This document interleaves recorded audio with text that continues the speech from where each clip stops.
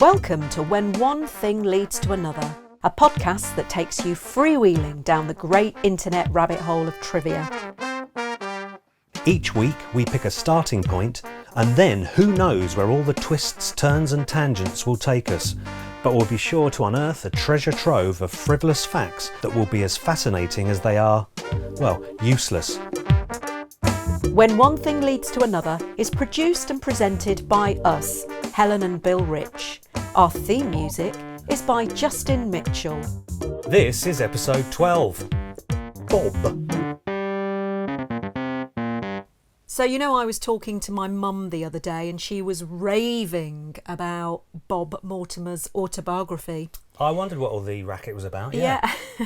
And Dad has read it too, and this feat, my parents both reading a book, is testament to the book's brilliance. I was going to say, it's unheard of, isn't it? Yeah. I always liked Bob Mortimer. He just has funny bones, which makes it all the more surprising that for 30 years, did you know, he suffered from crippling shyness. Did he? Mum was telling me, he talks about it in his book. Well, he's certainly compensating for that now, isn't he? Yeah. Anyway, we were chatting about Bob.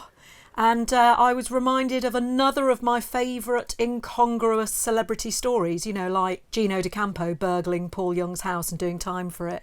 Of course. I like an incongruous celebrity story. Who doesn't? Well, I'm pretty sure you know this one, but for those who don't, it's the time of the Brit Awards in 1996. Ah, who could forget? 1996, 26 years ago. Good grief. Anyway, the huge story was Jarvis Cocker jumping up on the stage when Michael Jackson was performing Earth Song. I remember only too well. And wiggling his bum around. And in a way that only Jarvis can do. Yes, he does it so well.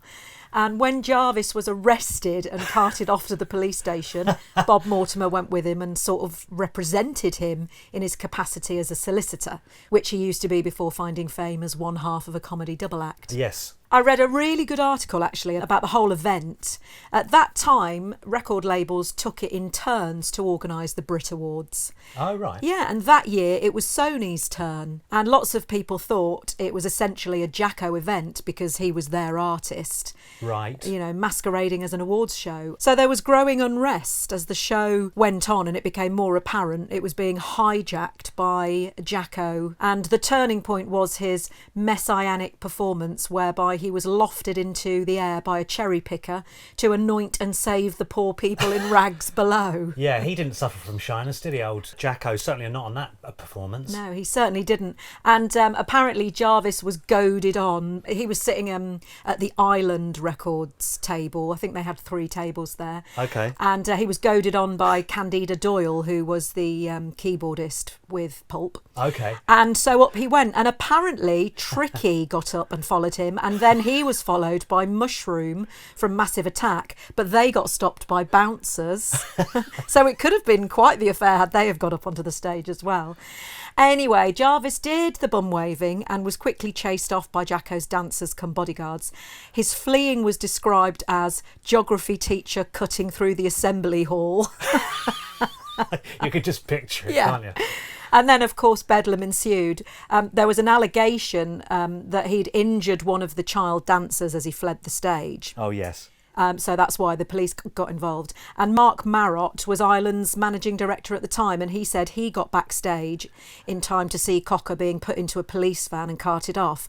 And he said, "We went back into the auditorium to try and find a sober lawyer, which was really difficult by that point."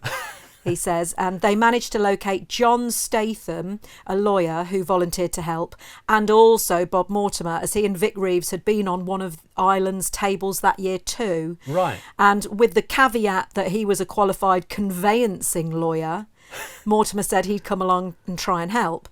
So Mark Marott says, the 4 of us went to Kensington Police Station and Nick Angel, who was head of talent at Island, was a bit pissed and Bob Mortimer was a bit pissed too. And at one point, the duty officer said to me, "If your friends don't back off, I'm going to put them in the cell too." And apparently outside the station, Vic Reeves held up a sign saying, "Free the Jarvis one." Good old Vic. Yeah, and as Bob Mortimer himself recalls, he entered Cocker's holding room and asked what had happened, wherein he received the ridiculously funny response of, "I showed my bottom to Michael." Unfortunately, for Cocker's sake, Mortimer had enough wherewithal about him to point out that the legality of upsetting Michael Jackson was not yet stated in statutory law, whether he was dressed as Christ and delivering a musical sermon or otherwise, which is brilliant. I think that for me is one of the best celebrity stories out there. It's a corker. Right, well, staying on the subject of the Brits. Oh, yes. Did you know that the word Brits is actually a backronym? A backronym? A backronym. Please tell me what a backronym is. I was about to ask you. I didn't know what a backronym was either until I read about it. Well, I'll tell you, a backronym is an acronym formed from an already existing word by expanding its letters into the words of a phrase. Okay. So the name The Brits was originally a shortened form of British. Oh, okay. Britain or Britannia. Right. And in the early days, the awards, you may remember, were sponsored by Britannia Music Club. Oh, yeah, yeah. Right, but subsequently became a backronym for British Record Industry Trusts Show. Oh, that's really interesting. So it's a sort of a latterly produced acronym. So Yes. the word came first, and then the little words for each letter were added later. It's like a retrospective acronym. Yeah. So I thought that was very interesting. And another example of a backronym is the distress signal SOS, Right. which is often believed to be an abbreviation for Save Our Souls or Yeah. Save Our Ship, Yeah. but was chosen for its simple and unmistakable Morse code representation, which of course is Okay. .. So nothing to do with Save Our Souls, nothing to do with what the letters represent. It's just the Morse code. That's right. The phrase Save Our Souls or Save Our Ship came after. Oh, how interesting. Well, I thought so, Yeah. and I'm glad you agree. And another example of a backronym as a mnemonic is the APGAR score. Now, do you know what the APGAR score is? Oh, is that for babies? Is that for newborn babies? That's right. It's used to assess the health of newborn babies. The rating system was devised by and named after Virginia Apgar. But 10 years after the initial publication, the backronym APGAR was coined in the US as a mnemonic learning aid. And it stands for Appearance, Pulse, Grimace, Activity and Respiration. Well, isn't that lucky that the letters of her surname fitted the signs that you look out for? She had one heck of a convenient surname, didn't she, old Virginia Apgar?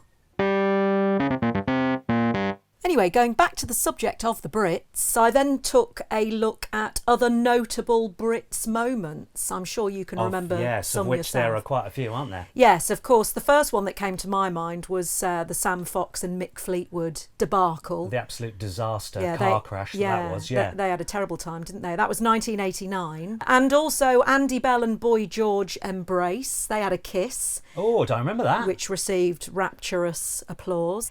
And did you know that in 1990, Freddie Mercury, he made his final public appearance at the Brits? Oh, right, okay. Queen appeared at the ceremony to receive the Brit Award for Outstanding Contribution to Music, but apparently he didn't speak. Brian May spoke, and he looked quite gaunt and poorly, bless him. Yeah. And then the KLF in 1992, do you remember that? Oh, yeah, that was very controversial. Yeah, they opened the show and invited extreme metal band Extreme Noise Terror on stage, complete with flamethrowers, and fired machine gun blanks over the crowd. They then sent a dead sheep to the after-show party and later buried their Brit Award statuette at Stonehenge, signifying their abhorrence of the music industry. And of course there was the Chumbawamba and John Prescott. Do you remember that? In 1998. Now, did they throw something over him or something? Yeah, in 1998. Dan Burt No Bacon. Real name, Nigel Hunter of Chumbawamba. He threw a bucket of iced water over then Deputy Prime Minister John Prescott. Oh, yes, I remember. Despite apologies on behalf of the band from EMI Europe, Chumbawamba were unrepentant, saying if John Prescott has the nerve to turn up at events like the Brit Awards in a vain attempt to make Labour seem cool and trendy, then he deserves all we can throw at him. Well, that was risky because John Prescott used to be able to look after himself. Do you remember he clouted that guy in Wales, I think it was, wasn't he? Remember. Didn't he get egged or something, and he gave him a right old left hook, didn't he? He did. Talking of Chumbawamba, another member of the band has an interesting name. Alice Nutter.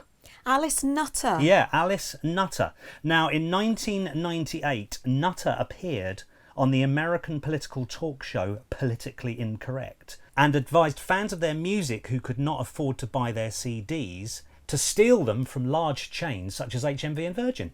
Oh. And this prompted Virgin to remove the album from the shelves and start selling it from behind the counter. Oh, well, there you go. Quite the rebel. And with her music and politics closely integrated, Nutter picketed during the 1984 to 85 miners' strike. Oh, wow. And the Wapping dispute of 1986. Ooh. And she is the one who sings on their hit Tub Thumping.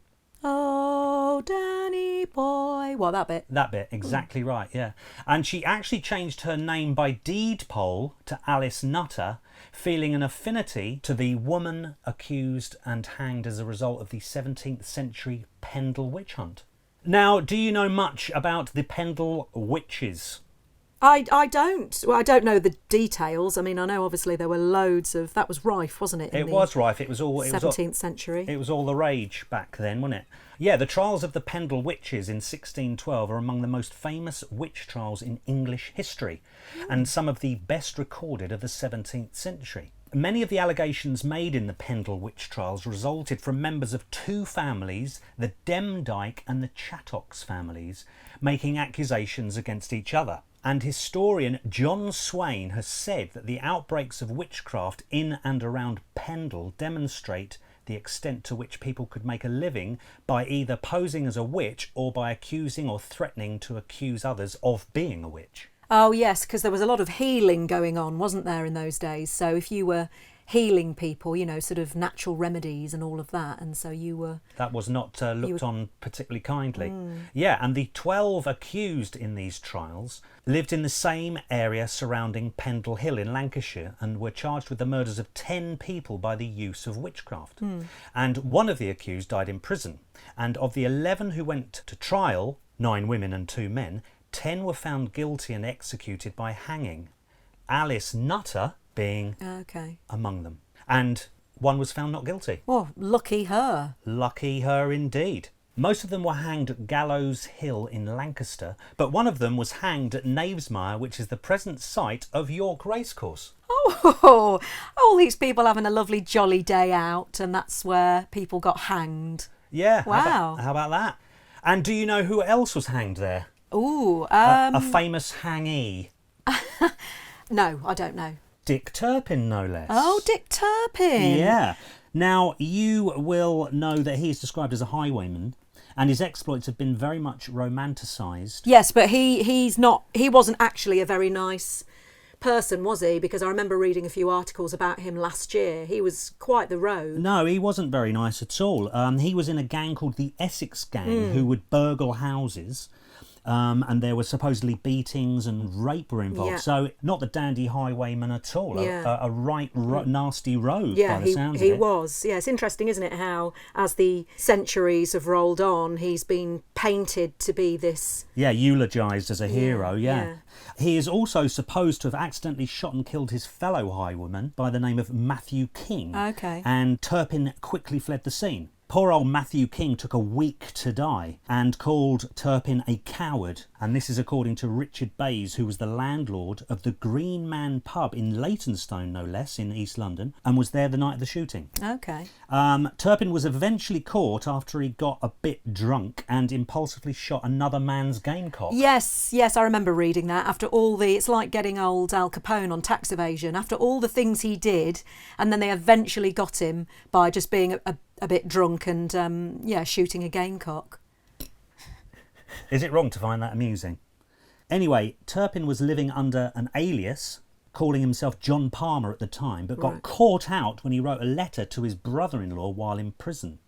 The letter was intercepted, and by chance his old schoolmaster saw it and recognised the handwriting to be that of Dick Turpin. Wow, what are the chances of that? His old schoolmaster reading it and recognising the handwriting. I know, it's bad luck. It's bad luck or unbelievable or one of the two.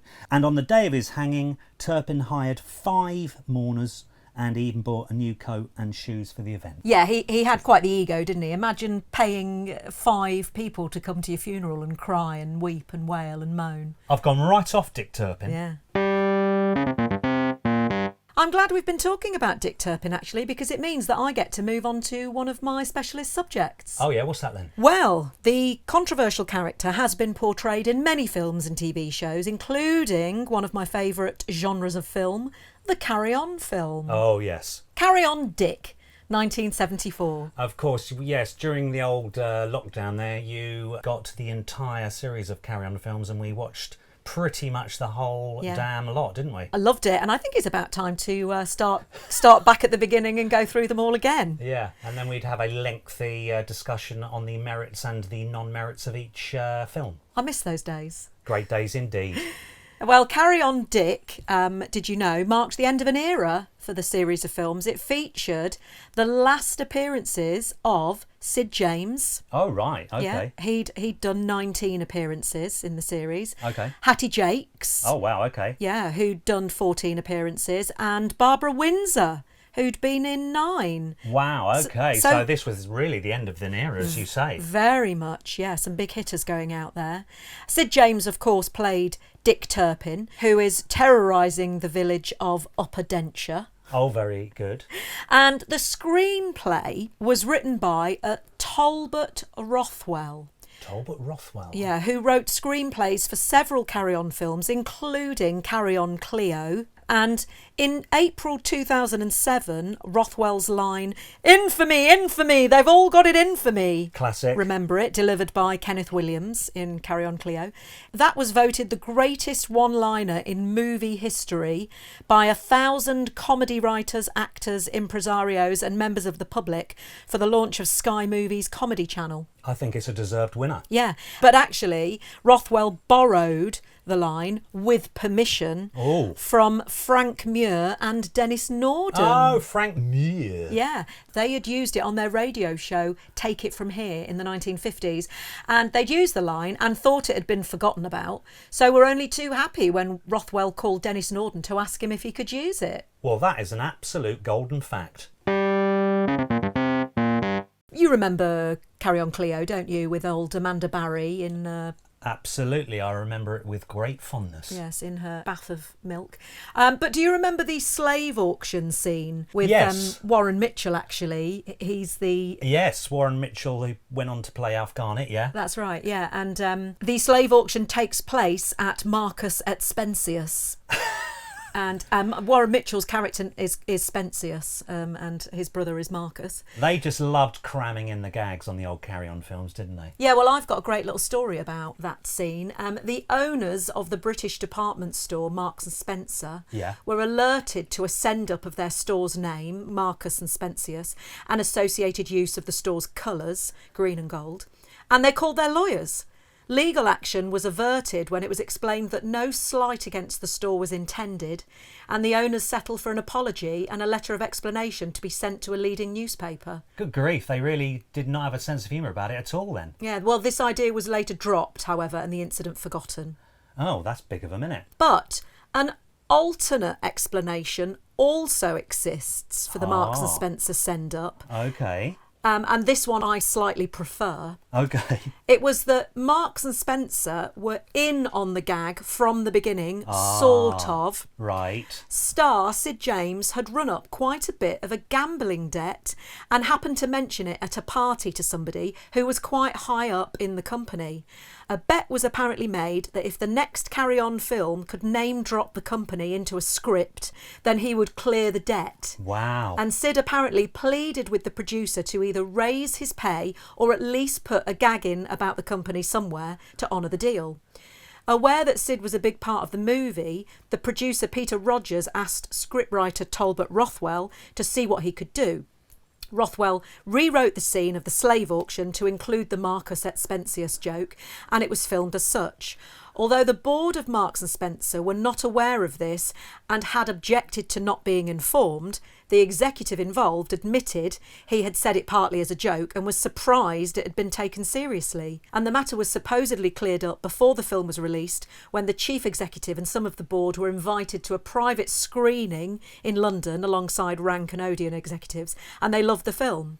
That is a great story, and I really hope it's the true one. Yeah.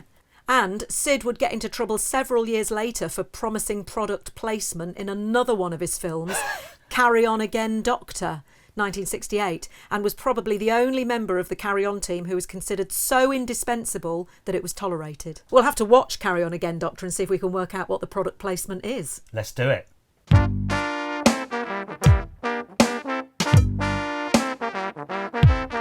Thank you for listening to When One Thing Leads to Another, a podcast produced and presented by us, Helen and Bill Rich.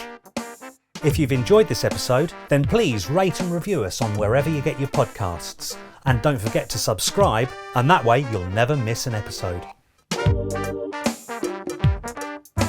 We'd also love to hear from you, especially if we've got any of our information wrong, or you have some more fascinating facts about something we've talked about, or you could even suggest a subject for our starting point. Our email address is whenonethingleads-to-another@gmail.com.